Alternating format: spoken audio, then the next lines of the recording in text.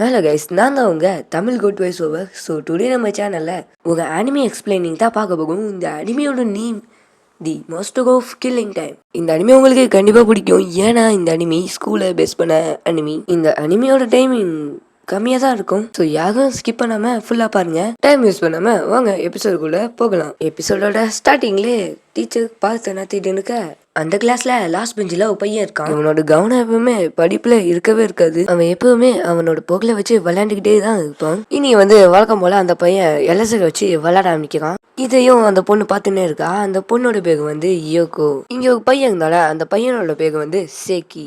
அந்த பொண்ணு அப்படியே பார்த்துன்னு இருக்க சேக்கி அவனோட பேக்ல இருந்து நிறைய எலசரை எடுக்க ஆரம்பிக்கிறான். இதை பார்க்க யோகவும் ரொம்ப கவலைப்படுறான். இவனை படிக்க சொன்னா என்ன பண்ணிட்டு இருக்கான். அது மட்டும் இல்லாம இவன்ட்டு எப்படி இவ்வளவு லபகு. சேக்கியை பார்த்து இப்ப சொல்றா, இப்போ நீ என்ன பண்ணு, கிளாஸை கவனி, சாருக்கு தெரிஞ்சா என்ன ஆகும் தெரியும்ல அப்படின்னு சொல்றா. அவங்க மட்டும் கோபத்திட்டா பைத்து பிடிச்ச மாதிரி ஆகிடுவாங்கன்னு சொல்றா. அது கேட்க சேக்கி சொல்றான், செய்கையிலே எனக்கு தெரியும், நீ வாய மூடு அப்படின்னு சொல்றான். அப்புறம் சேக்கி அங்க இருக்க எலசுகளாம் வச்சு ஒரு டாமினாவே மேக் பண்றான். அது ஒன்றும் சின்னதெல்லாம் பண்ணல, எலசுக்கு மேலே எலசுக்கு வச்சு பெருசாவே பண்றான். அங்க யோகாக்கும் ஒண்ணுமே புரியல. ஆமா, இந்த பையன் என்னதான் பண்ணிட்டு இருக்கான் இப்படி. அதுவே பார்த்துட்டு அவ யோசிச்சுன்னு இருக்கா. அந்த கேப்ல சார் பார்த்துட்டு யோகோ எந்திரிச்சு நிற்படி அப்படின்னு சொல்றாரு. யோகோவும் சார் சொல்றது கவனிச்சிருக்க மாட்டா, அங்கேயே பார்த்துன்னு இருப்பா. சார் கூப்பிட்டு பாக்குறதுனால சார் ரொம்ப கத்திய சொல்றாரு, உனக்கு கேக்குதா இல்லையா, எழுந்து நின்று படி அப்படின்னு சொல்றாரு. அவளும் பயந்து போய் எழுந்துக்க. அவ வேகமா எழுந்திருக்கனால சார் சவுண்ட் கேக்குது. அதனால கிசைக்கோட கவனமும் சதுக்குதா. அப்படியே அங்க இருக்க எலசுக்கும் விழா அனுப்பிக்குது.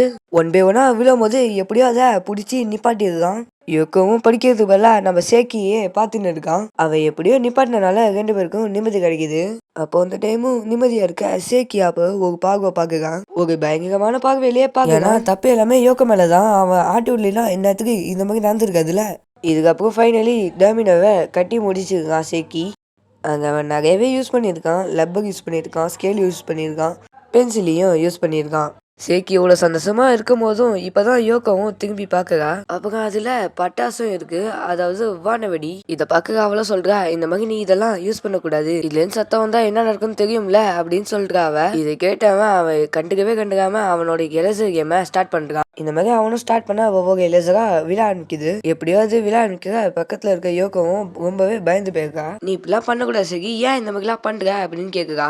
ஆனா அவ இதுக்கப்புறம் தான் பாக்குறா. அங்க பார்த்தா சேக்கி நூலை வச்சுலாம் கட்டி வச்சிருக்கான். அந்த ஃபயர் ஒர்க் வெடிக்கணும்னு.